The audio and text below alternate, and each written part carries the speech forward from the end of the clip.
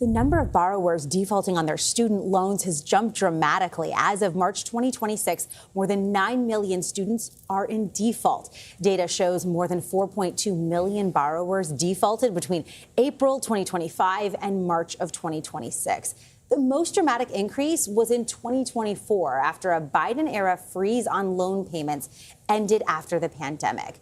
And another surge could be ahead after the Trump administration ended the SAVE plan, which impacts millions more borrowers. Let's bring in Danielle Douglas-Gabriel to explain what's happening. She's a national higher education reporter for the Washington Post. Danielle, good morning. Help us understand what is driving these numbers.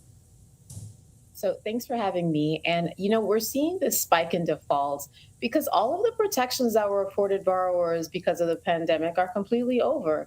As you mentioned, there was a three and a half year long pause on federal student loans. And then there was a 12-month grace period after that to kind of ease borrowers back into repayment. The trouble is, a lot of people didn't know when that ended. I spoke to so many borrowers who were like, I didn't know payments went fully back into effect. And a lot of people were missing payments. You saw a lot of credit scores dropping. But you also have a lot of folks now who simply cannot afford their monthly payment as the cost of living has increased. So there are folks who are struggling. There are people who don't really know what to do. And so we're seeing that in the numbers here. So I guess, Danielle, since the SAVE plan went away and those monthly payments went away, they seem to have skyrocketed for some people. Help our viewers understand how that jump happened, why the jump happened. So SAVE was by far the most generous repayment plan that was based on your earnings, right? Why it was so generous was because it excluded more of your earnings in the calculations that came up with your monthly payment plan.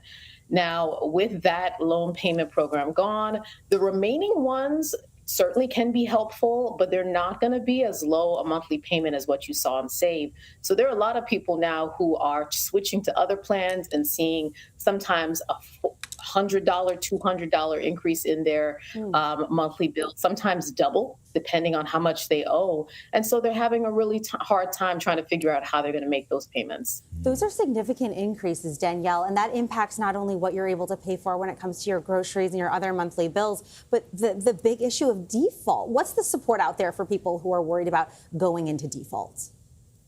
So first thing to do is call your student loan servicer. These are the companies that work with the federal department to collect your loans and to offer some guidance as to what you can do.